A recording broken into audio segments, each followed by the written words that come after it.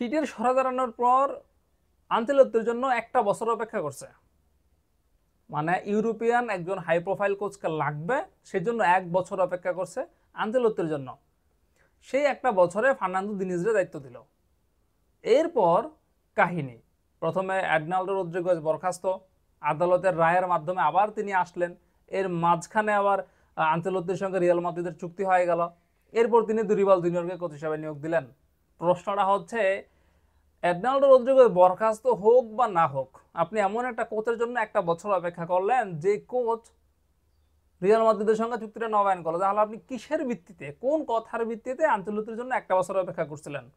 সেটা হচ্ছে প্রথম প্রশ্ন।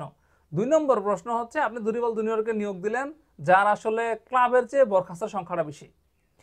সেটাও যদি বাদ দেই, আমরা ধরে নিলাম যে আপনি আনচেলত্তির জন্য এক বছর অপেক্ষা করলেন, এবং আনচেলত্তির জন্য এক বছর অপেক্ষা করার পর আপনাকে যেহেতু বরখাস্ত করলো, আনচেলত্তি হয়তো ভাবছে যে আনচেলত্তি ব্রাজিলের কোচ হইতে পারবো না, সেজন্য সে রিয়াল মাদ্রিদের অফারে সে রিনিউ করে। এখন আপনি আবার কোচ হয়ে সভাপতি হয়ে আসলেন, তো আসার পর আপনি দুরিবালকে কেন নিয়োগ দিলেন?